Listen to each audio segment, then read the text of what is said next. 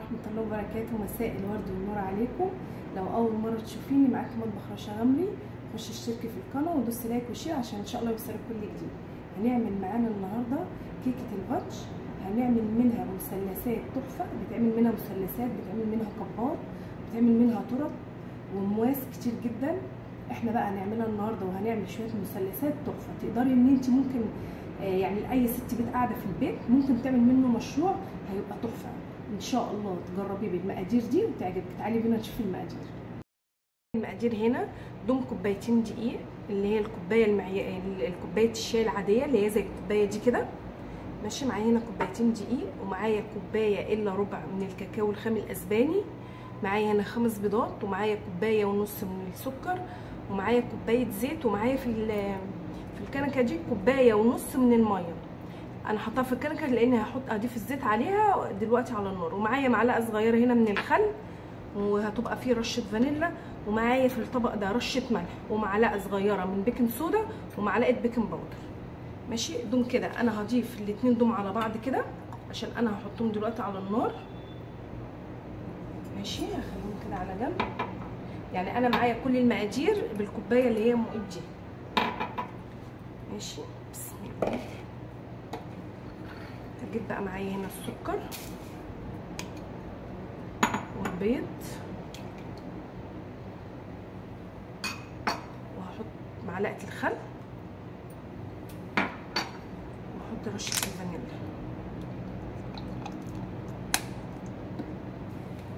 كلهم كده انا هضيفهم على بعض كده، الكاكاو والبيكنج باودر والملح وكله كده.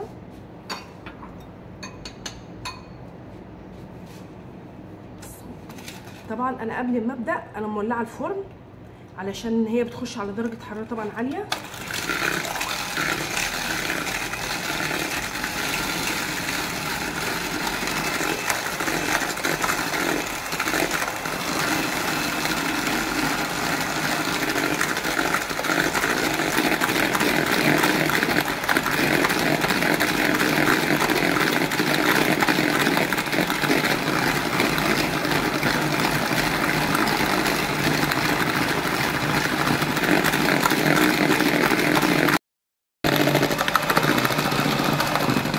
ماشي، بفضل اضرب بقى لحد ما يوصل معايا القوام كده، ماشي. انا هنا حطيت بقى الدقيق والكاكاو والبيكنج باودر كله على بعضه كده.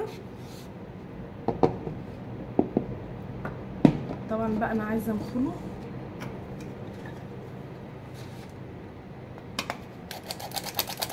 انخله بقى كله بالمنظر ده كده. طبعا لازم علشان ايه نطلع لو في اي تكتلات في اي حاجه. وبيبقى حلو برده كما بننخل دقيق الكاكاو، دقيق الكيكه، او اي دقيق مثلا بنستخدمه في المعجنات، بيبقى حلو قوي انت تنخليه.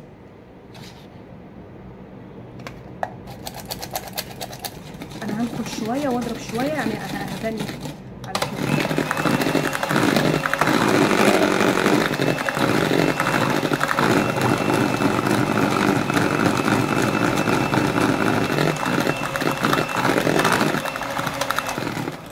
هفضل بقى ان انا اضرب شويه وانخل لحد لما اخلص معايا كميه الدقيق كلها زي ما انتم شايفين كده.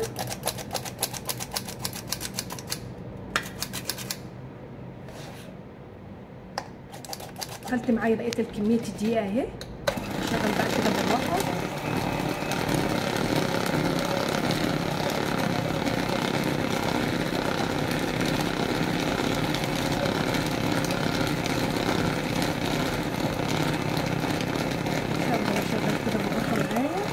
طبعا انا سخنت، بصوا معايا هنا الميه اهي والزيت سخنوا جدا.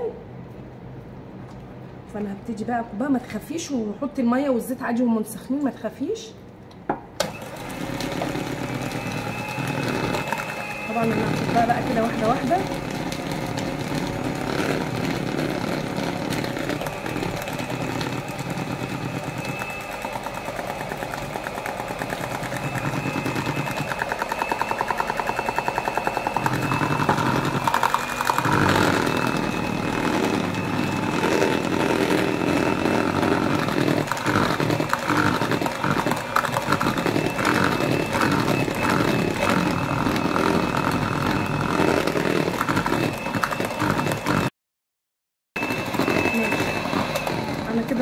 معايا الزيت كله والميه. ماشي. الكيكه دي بقى المقادير دي بتاخد حوالي صينيه، لا اما 26 لا اما 24، يعني بتاخد دي او دي.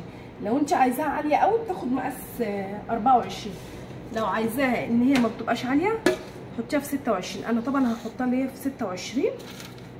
بسم الله.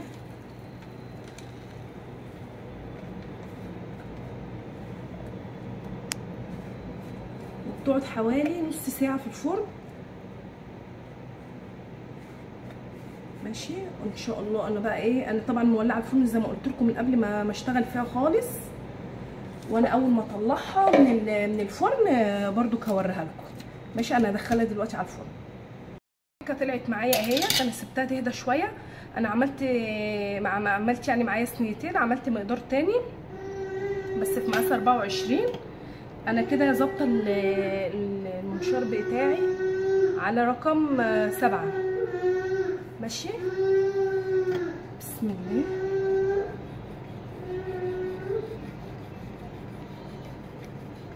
طبعا هي لسه دافيه، ما بدتش تماما.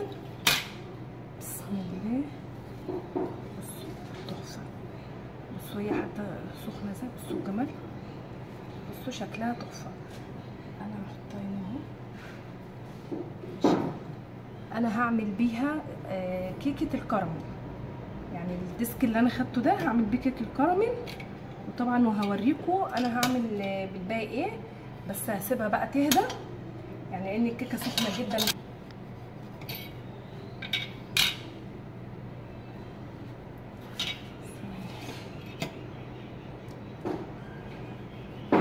عشان سخنه انا هسيبها تهدى لان مش عارفه، مش هي بقى علشان سخنه مش عارفه اكملها بالمنشار ده. فايه بالسكينه دي برضو هي زيها زي المنشار بالظبط، هي اصلا عشان سخنه جدا.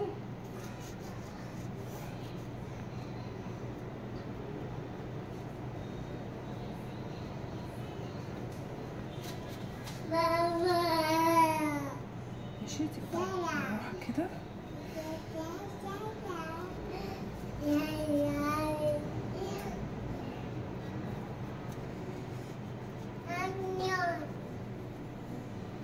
طبعا بقى لو في اي فتافيت كده، طبعا دي احنا هنعمل بيها كبات برضو هوريها لكم.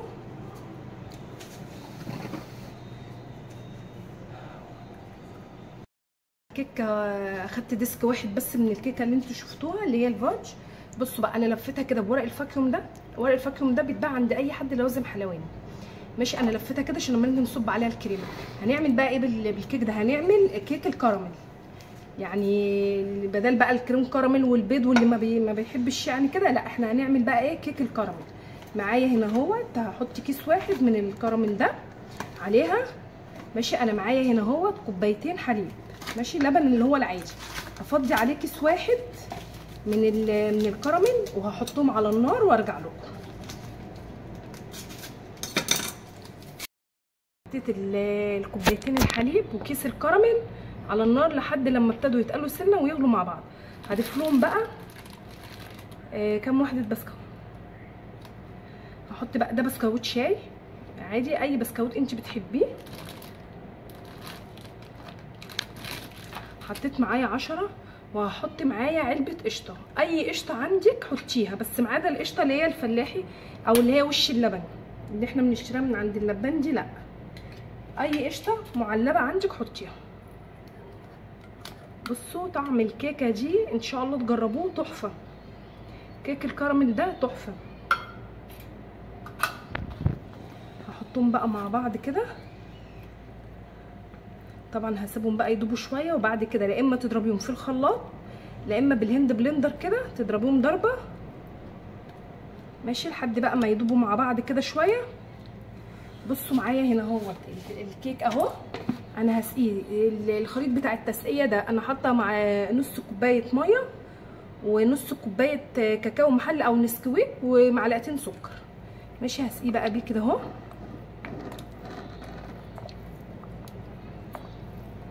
هيديك طعم حلو قوي قوي.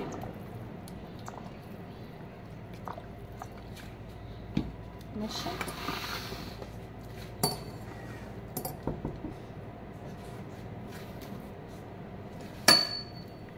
بسم الله.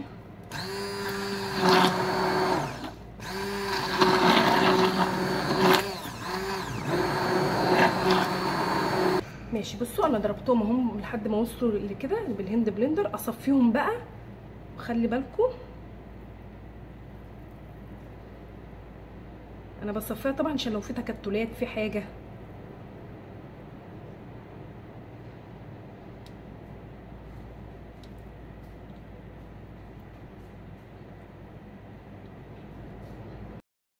بتاعت الكراميل طلعت معايا اهو. انا بعد ما صبيت طبعا عليها البسكوت بالكراميل حطيته في الفريزر لمده ربع ساعه تماسكت، وجبت بسكوت بقى الاوريو فتحته وشلت الكريمه اللي في النص ورصيته زي ما انتم شايفين كده. هعمل له طبعا بقى ايه فوقيه طبقه ثانيه الكيس الكراميل الثاني اهوت، وعليه هحط كوبايه الا ربع ميه واحطهم على النار وارجع لكم.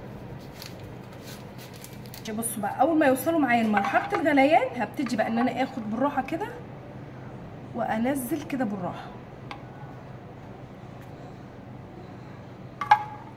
ماشي هعمل طبعا كله كده لحد ما كلها تبقى مسقيه من الكراميل ده. لو انت حابه تحطي معلقه نسكافيه حطي، هينكيه برضو وهيديله طعم حلو قوي.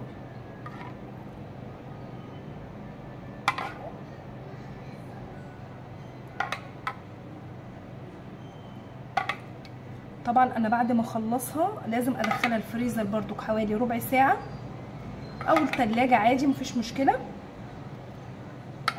علشان خاطر برضو تتماسك.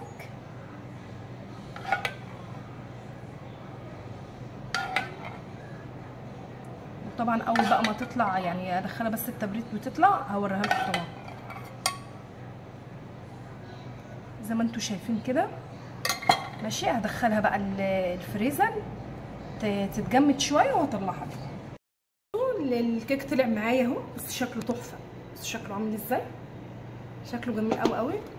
ماشي انا بقى هقطعه كده بسم الله.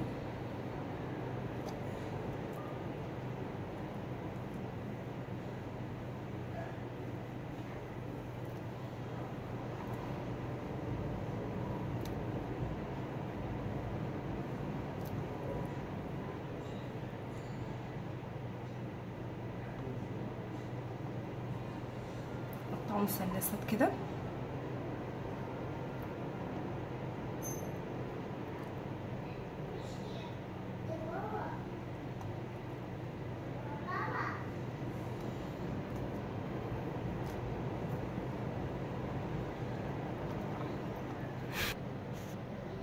بصوا شكلها عامل ازاي، شكلها ما شاء الله تحفه. ماشي هحطها بقى كده في البوكس بالراحه اهي. بصوا بصوا منظرها في البوكس، يعني انت قصدي تحطيها في المثلث ويتقفل عليها في منتهى الجمال. شكلها تحفه، ادي شكلها اهو.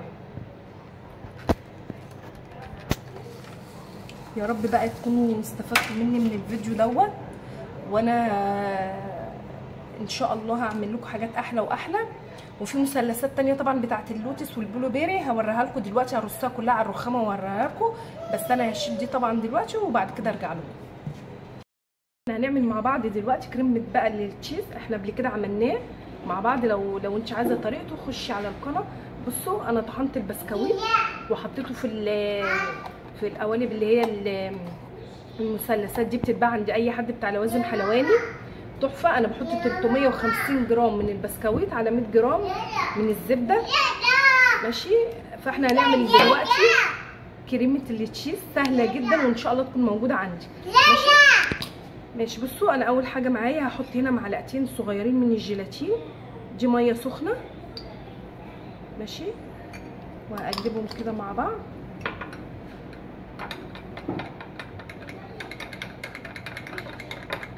ديت نص كوبايه ميه بتبقى سخنه.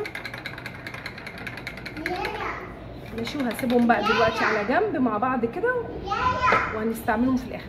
ماشي بصوا انا معايا كريمه التشيز سهله جدا. انا معايا هنا كوبايه من كريم جانتيه، وهحط عليهم نص كوبايه سكر. ماشي وهحط كوبايه، لا دي كوبايه ونص من اللبن، وهحط حوالي معلقتين جبنه كريمي. ماشي. بصوا ديت جبنه كريمي، انا بجيبها من اي سوبر ماركت اللي هي ما يبقاش عليها اي اطعمه، يعني جبنه كريمي ساده. ماشي. انا هحط ايه بتاع حوالي 3 معالق كده كبار. لو ما عندكيش ديت وعندك مثلثات حطي مثلا بتاع حوالي 6 مثلثات. وهحط بقى اللبن كده، وهبتدي بقى اضربهم بالراحه.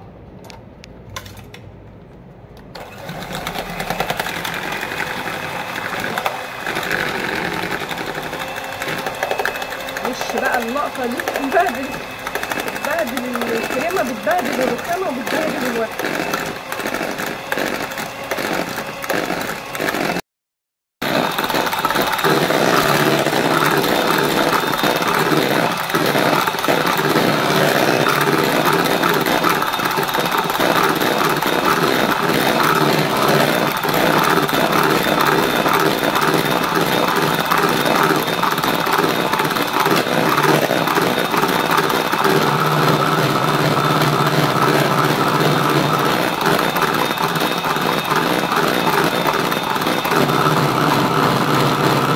ماشي. بصوا الجيلاتين معايا اهو. هو لو كلكع منك بقى دخليه الميكروويف مثلا يتفك، هتلاقيه بقى سايب كده، او على حمام ميه. ماشي. وهو سخن كده صبيه عادي مفيش اي مشكله.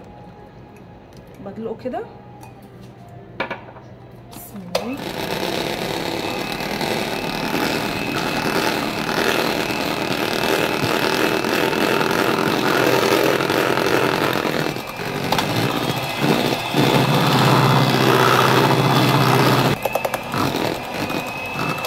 ماشي. بصوا انا كده ضربته كويس قوي. ما تخافيش طبعا ان هي تبقى سايله منك، لا، انت اول ما تصبيه وتحطيه على التشيز على طول وتدخليه التلاجة هيتماسك.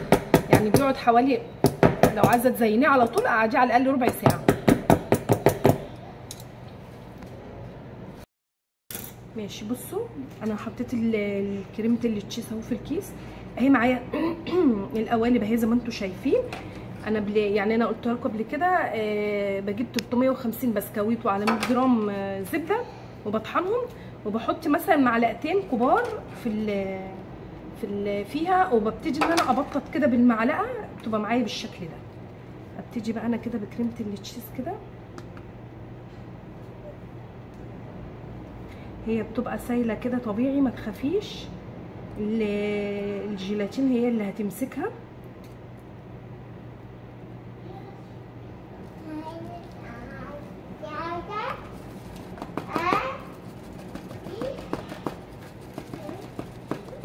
ماشي. هعمل معاكم واحده كمان اهي.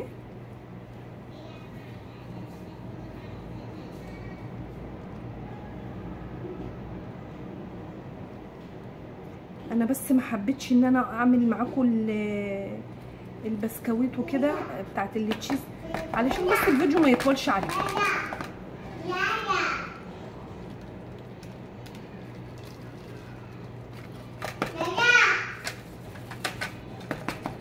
ماشي. انا هعمله كله بالشكل ده. هخلص بقى معايا بقيه الكميه دي وارجع لكم. حطيت كده كريمه التشيز اهو عليها. بصوا ما شاء الله منظرها. طبعا لسه بقى الحشوات دي زي ما انت عايزه بقى. انا هعمل باللوتس، وهعمل اللي هو التوت الازرق البلوبيري، وهعمل حاجه تانية طبعا بالكيك بتاع الفانج. ان شاء الله انا هدخلهم بس الاول التلاجة يتماسكوا، وبعد كده تعالوا بقى نشوف هنعمل ايه. في التلاجة لمده ربع ساعه تماسكوا. وده معايا هنا اللوتس اهو. ماشي. انا جايبه البطرمان ده. انا بحط على كل 3 معالق زيت، على كل معلقه لوتس بحط عليها معلقه زيت، وبسيحهم في الميكروويف او على حمام ميه. ماشي. وابتدي بقى ان انا انزل بيه كده اهو. ماشي زي ما انتم شايفين كده.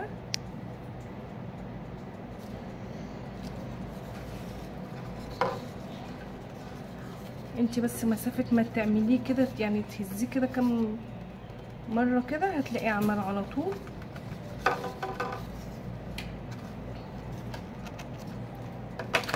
ممكن بس احط ايه في الحته دي.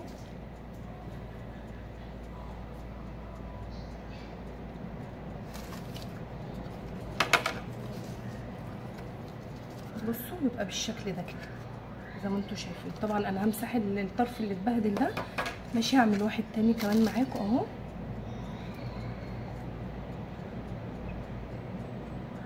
ماشي، اداني ماشيه بيه كده اهو. ماشي كده.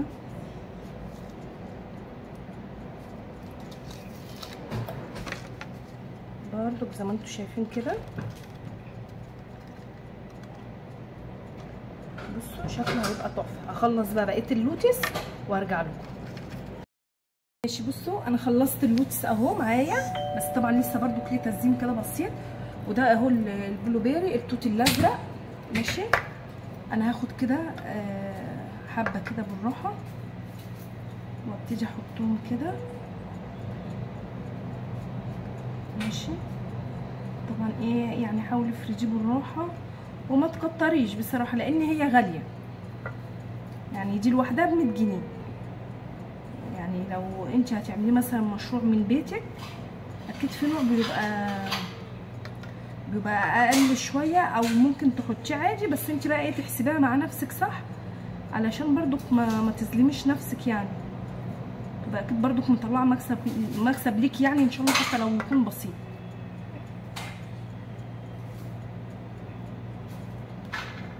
ماشي، انا هبتدي بقى ان انا ايه اخد بالراحه كده، اوصل كده بالمعلقه بالراحه للاخر.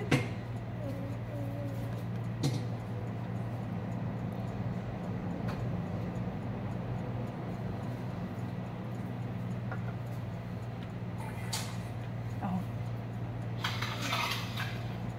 ويبقى كده.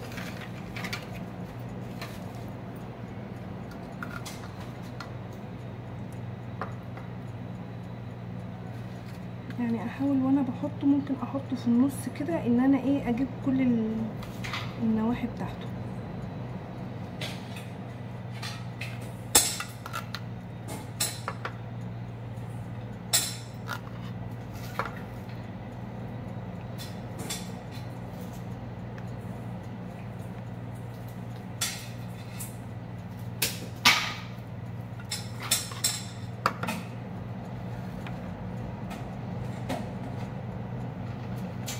زي ما انتم شايفين كده بالراحه، عشان ايه الكريمه بتاعت التشيز ما تبصش معاكم.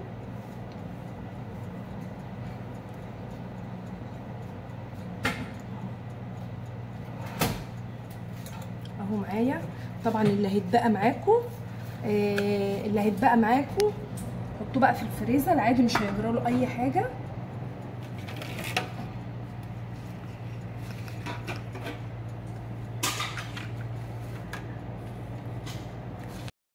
ماشي، بصوا بقى المثلثات معايا بتاعت ده الفودج كيك، وحطيت عليه طبعا عملت بدل الموس الشوكولاته، بدل موس الشوكولاته كان عندي نوتيلا، حطيت عليها معلقتين على الكريم جانتيه. بصوا طلعت تحفه.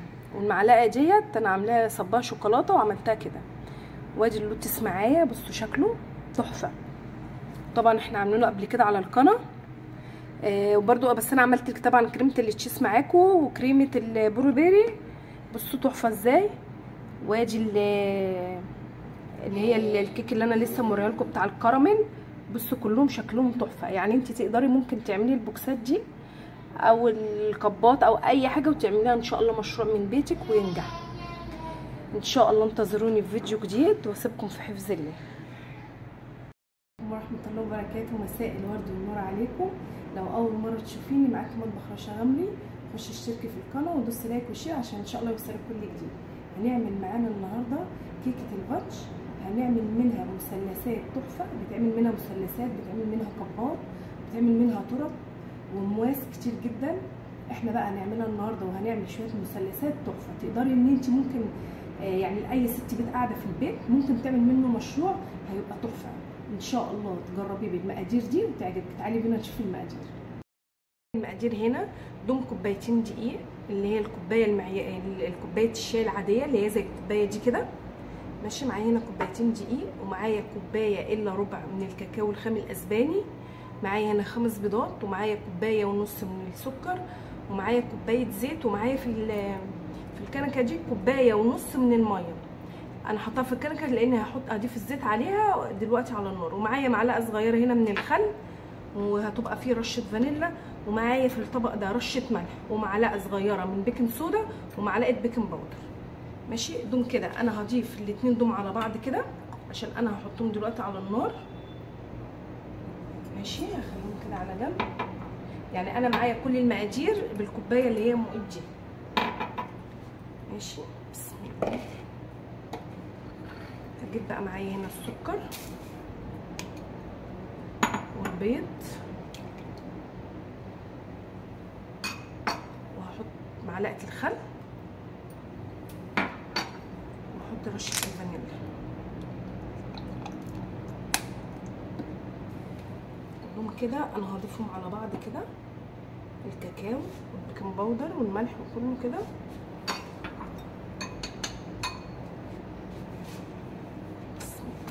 طبعا انا قبل ما ابدا انا مولعه الفرن علشان هي بتخش على درجه حراره طبعا عاليه.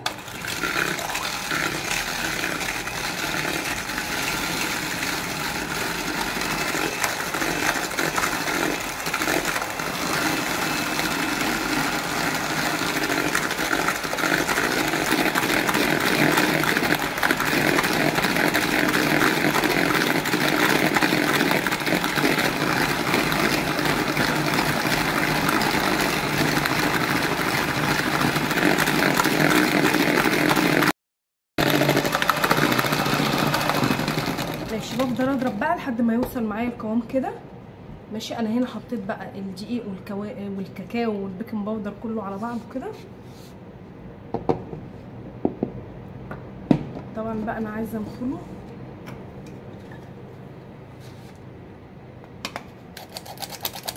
انخله بقى كله بالمنظر ده كده. طبعا لازم علشان ايه نطلع لو في اي تكتلات في اي حاجه. وبيبقى حلو برده كما بننخل دقيق الكاكاو، دقيق الكيكه او اي دقيق مثلا بنستخدمه في المعجنات، بيبقى حلو قوي انت تنخليه.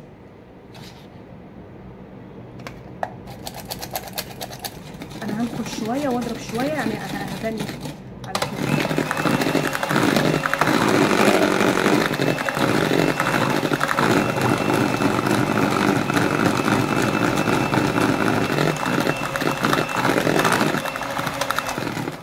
هفضل بقى ان انا اضرب شويه وانخل لحد لما اخلص معايا كميه الدقيق كلها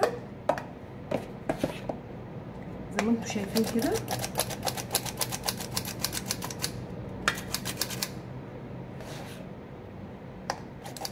خلت معايا بقيه الكميه الدقيق اهي.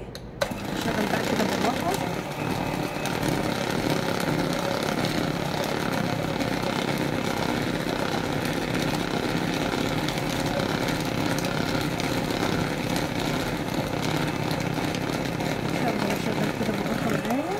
طبعا انا سخنت، بصوا معايا هنا الميه اهي والزيت سخنوا جدا.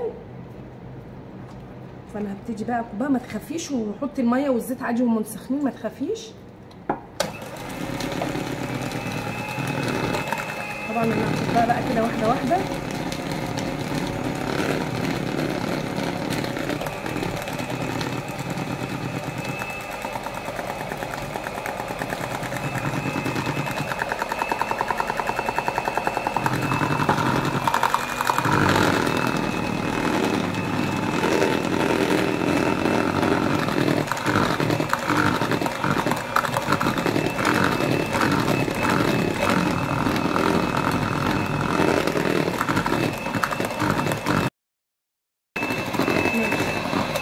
انا كده صبيت معايا الزيت كله والميه.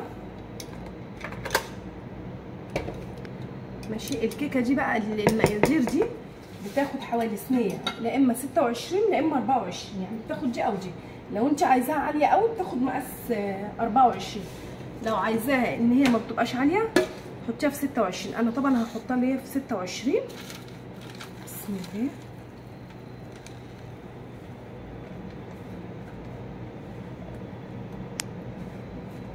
بتقعد حوالي نص ساعه في الفرن. ماشي، وان شاء الله انا بقى ايه، انا طبعا مولعه الفرن زي ما قلت لكم من قبل ما اشتغل فيها خالص. وانا اول ما اطلعها من الفرن برضو هوريها لكم. ماشي، انا هدخلها دلوقتي على الفرن. الكيكه طلعت معايا اهي. انا سبتها تهدى شويه. انا عملت يعني معايا صينيتين، عملت مقدار تاني بس في مقاس 24. انا كده ظابطه المنشار بتاعي على رقم 7. ماشي، بسم الله.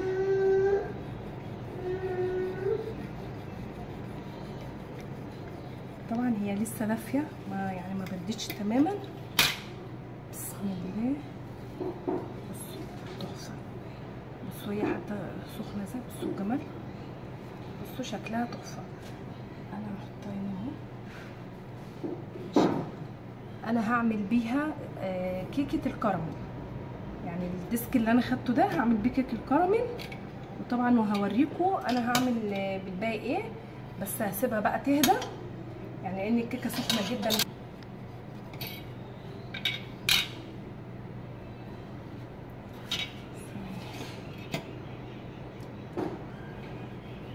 هي عشان سخنه انا هسيبها تهدى لان مش عارفه، مش هي بقى علشان سخنه مش عارفه اكملها بالمنشار ده. فايه بالسكينه دي برضو هي زيها زي المنشار بالظبط، هي اصلا عشان سخنه جدا.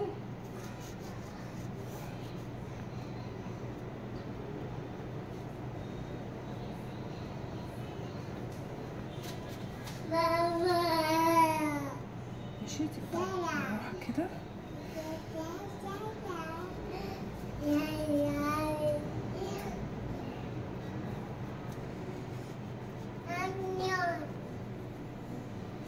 طبعا بقى لو في اي فتافيت كده، طبعا دي احنا هنعمل بيها كبات برضو هوريها لكم.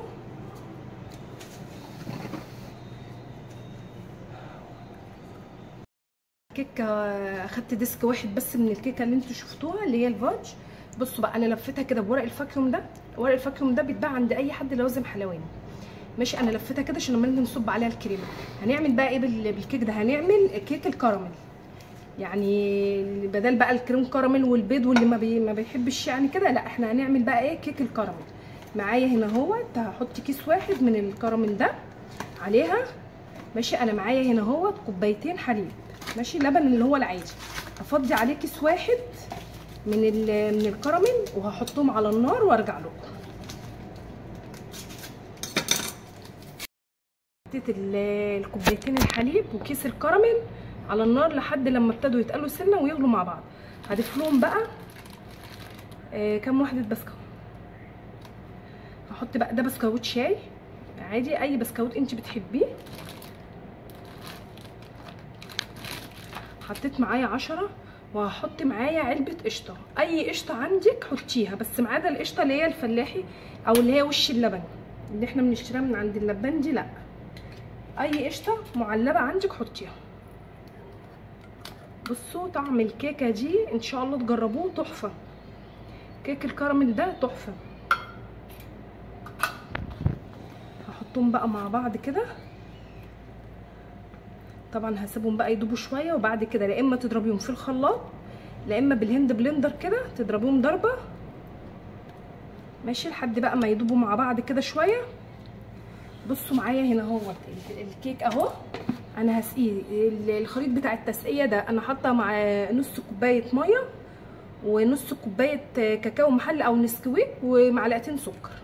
ماشي، هسقيه بقى بيه كده اهو.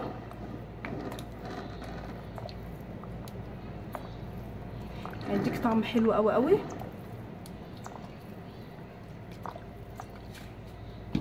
ماشي،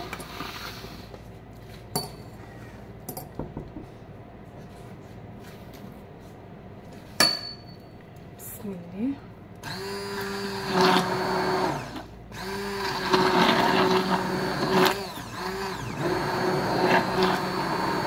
ماشي، بصوا انا ضربتهم اهم لحد ما وصلوا لكده بالهند بلندر. اصفيهم بقى وخلي بالكم انا بصفيها طبعا عشان لو في تكتلات في حاجه.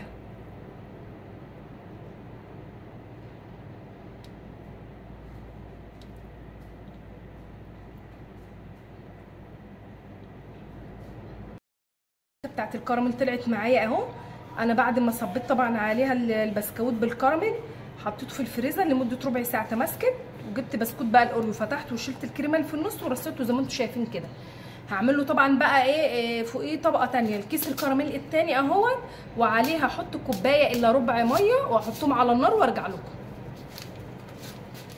بصوا بقى اول ما يوصلوا معايا لمرحله الغليان هبتدي بقى ان انا اخد بالراحه كده وانزل كده بالراحه. ماشي. هعمل طبعا كله كده لحد ما كلها تبقى مسقيه من الكراميل ده. لو انت حابه تحطي معلقه نسكافيه حطي، هينكيه برده وهيديله طعم حلو قوي.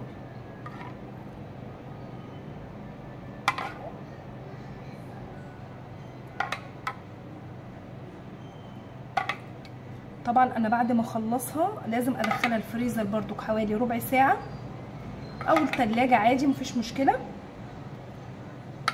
علشان خاطر برده تتماسك.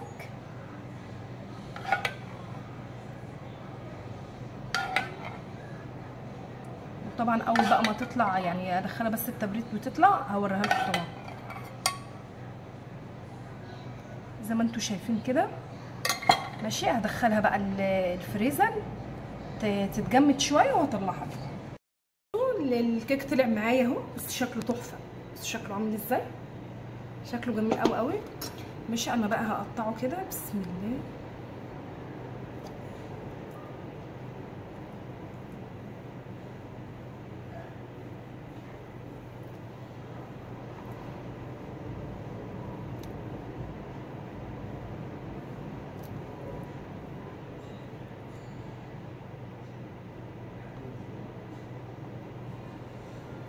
مثلثات كده.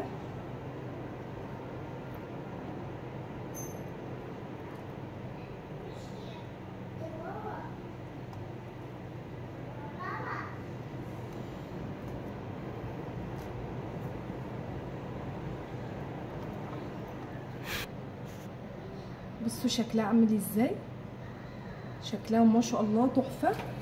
ماشي. هحطها بقى كده في البوكس بالراحه اهي. بصوا بصوا منظرها في البوكس، يعني انت قصدي تحطيها في المثلث ويتقفل عليها في منتهى الجمال. شكلها تحفه. ادي شكلها اهو. يا رب بقى تكونوا استفدتوا مني من الفيديو دوت، وانا ان شاء الله هعمل لكم حاجات احلى واحلى. وفي مثلثات تانية طبعا بتاعت اللوتس والبلو بيري هوريها لكم دلوقتي، هرصها كلها على الرخامه واوريها لكم، بس انا هشيل دي طبعا دلوقتي وبعد كده ارجع لكم. احنا هنعمل مع بعض دلوقتي كريمه بقى للتشيز. احنا قبل كده عملناه مع بعض، لو انت عايزه طريقته خشي على القناه. بصوا انا طحنت البسكويت وحطيته في القوالب اللي هي المثلثات دي، بتتباع عند اي حد بتاع لوازم حلواني تحفه. انا بحط 350 جرام من البسكويت على 100 جرام من الزبده. ماشي. فاحنا هنعمل دلوقتي كريمه التشيز سهله جدا وان شاء الله تكون موجوده عندي. ماشي. بصوا انا اول حاجه معايا هحط هنا معلقتين صغيرين من الجيلاتين، دي ميه سخنه. ماشي. وهقلبهم كده مع بعض.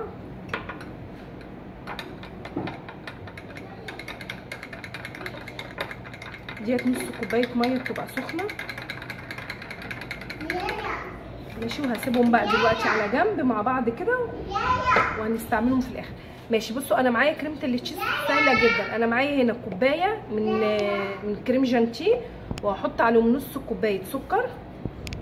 ماشي. وهحط كوبايه، لا دي كوبايه ونص من اللبن، وهحط حوالي معلقتين جبنه كريمي. ماشي. بصوا ديت جبنه كريمي انا بجيبها من اي سوبر ماركت اللي هي ما يبقاش عليها اي اطعمه، يعني جبنه كريمي ساده. ماشي. انا هحط بتاع حوالي 3 معالق كده كبار. لو ما عندكيش ديت وعندك مثلثات حطي مثلا بتاع حوالي 6 مثلثات. وهحط بقى اللبن كده وهبتدي بقى اضربهم بالراحه.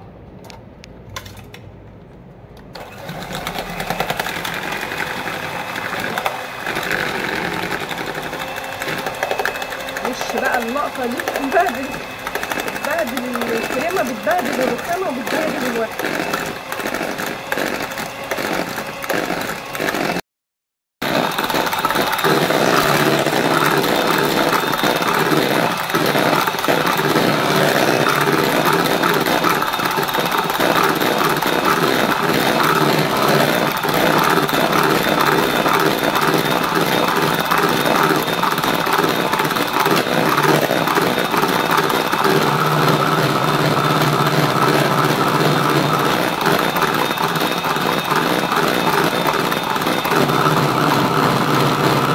ماشي. بصوا الجيلاتين معايا اهو. هو لو كلكع منك بقى دخليه الميكروويف مثلا يتفك، هتلاقيه بقى سايب كده، او على حمام ميه ماشي. وهو سخن كده صبيه عادي مفيش اي مشكله. بدلقه كده بسم الله.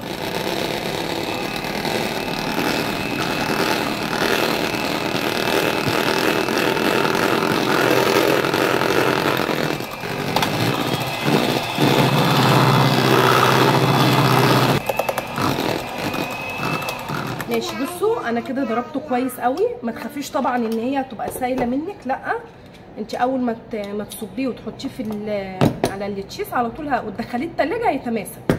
يعني بيقعد حوالي، لو عايزه تزينيه على طول قعديه على الاقل ربع ساعه. ماشي. بصوا انا حطيت كريمه التشيز اهو في الكيس اهي معايا. القوالب اهي زي ما انتم شايفين. انا يعني انا قلت لكم قبل كده بجيب 350 بسكويت وعلى 100 جرام زبده وبطحنهم، وبحط مثلا معلقتين كبار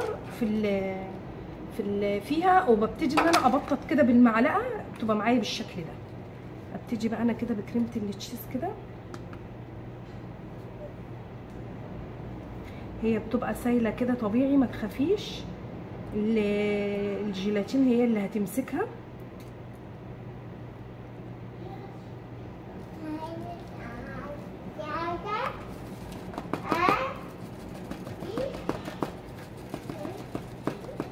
ماشي. هعمل معاكم واحده كمان اهي.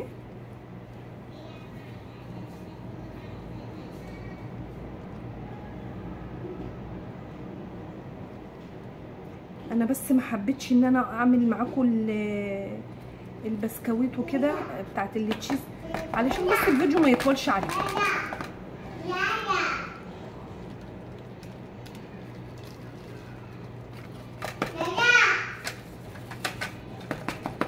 ماشي. انا هعمله كله بالشكل ده. هخلص بقى معايا بقيه الكميه دي وارجع لكم. حطيت كده كريمه التشيز اهو عليها. بصوا ما شاء الله منظرها. طبعا لسه بقى الحشوات دي زي ما انت عايزه بقى. انا هعمل باللوتس، وهعمل اللي هو التوت الازرق البلوبيري، وهعمل حاجه تانية طبعا بالكيك بتاع الفانج. ان شاء الله انا هدخلهم بس الاول التلاجة يتماسكوا، وبعد كده تعالوا بقى نشوف هنعمل ايه. في التلاجة لمده ربع ساعه تماسكوا. وده معايا هنا اللوتس اهو ماشي. انا جايبه البطرمان ده. انا بحط على كل 3 معالق زيت، على كل معلقه لوتس بحط عليها معلقه زيت، وبسيحهم في الميكروويف او على حمام ميه ماشي. وابتدي بقى ان انا انزل بيه كده اهو ماشي زي ما انتم شايفين كده.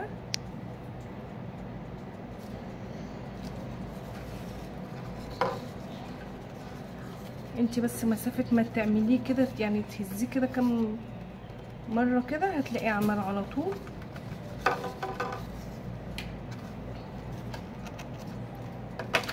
ممكن بس احط ايه في الحته دي.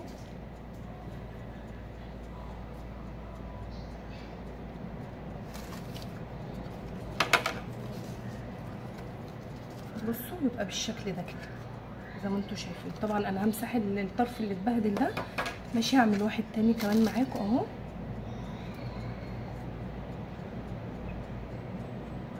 ماشي. اداني ماشيه بيه كده اهو ماشي كده.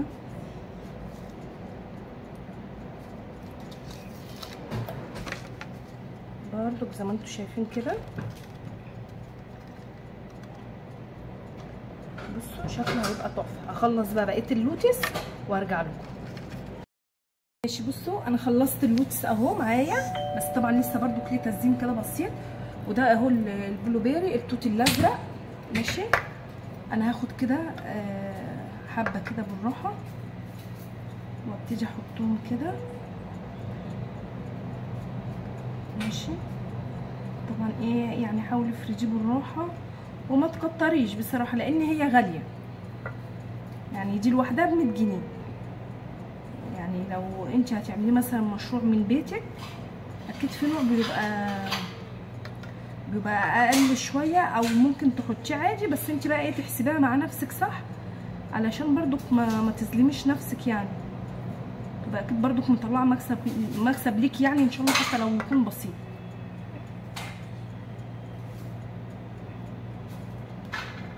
ماشي، انا هبتدي بقى ان انا ايه اخد بالراحه كده اوصل كده بالمعلقه بالراحه للاخر.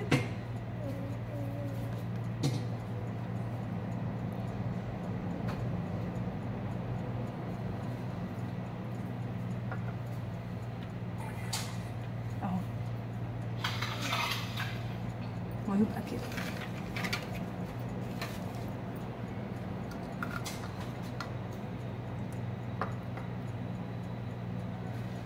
يعني احاول وانا بحطه ممكن احطه في النص كده ان انا ايه اجيب كل النواحي بتاعته.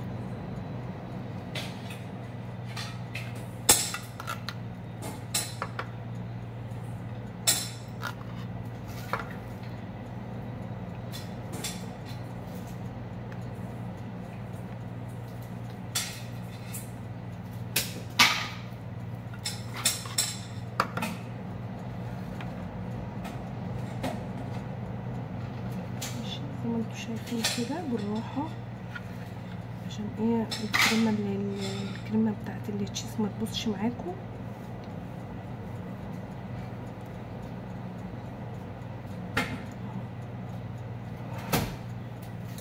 اهو معايا. طبعا اللي هيتبقى معاكم حطوه بقى في الفريزر عادي مش هيجرى له اي حاجه.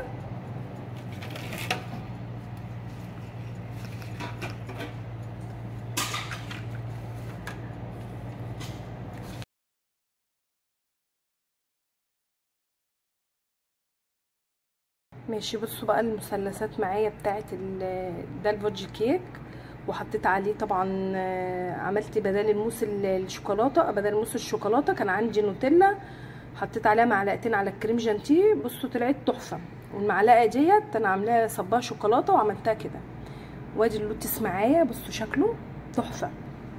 طبعا احنا عاملينه قبل كده على القناه وبرده، بس انا عملت طبعا كريمه التشيز معاكم وكريمه البلو بيري بصوا تحفه ازاي. وادي اللي هي الكيك اللي انا لسه موريها لكم بتاع الكراميل. بصوا كلهم شكلهم تحفه. يعني انت تقدري ممكن تعملي البوكسات دي او الكبات او اي حاجه وتعمليها ان شاء الله مشروع من بيتك وينجح ان شاء الله. انتظروني في فيديو جديد واسيبكم في حفظ الله. ماشي، بصوا بقى المثلثات معايا بتاعت ده الفودج كيك، وحطيت عليه طبعا عملت بدل الموس الشوكولاته، بدل موس الشوكولاته كان عندي نوتيلا حطيت عليها معلقتين على الكريم جانتيه. بصوا طلعت تحفه. والمعلقه ديت انا عاملاها صباها شوكولاته وعملتها كده. وادي اللوتس معايا بصوا شكله تحفه. طبعا احنا عاملينه قبل كده على القناه وبرده، بس انا عملت طبعا كريمه التشيز معاكم وكريمه البلو بيري بصوا تحفه ازاي. وادي اللي هي الكيك اللي انا لسه موريها لكم بتاع الكراميل. بصوا كلهم شكلهم تحفه. يعني انت تقدري ممكن تعملي البوكسات دي او الكبات او اي حاجه وتعمليها ان شاء الله مشروع من بيتك وينجح ان شاء الله. انتظروني في فيديو جديد واسيبكم في حفظ الله.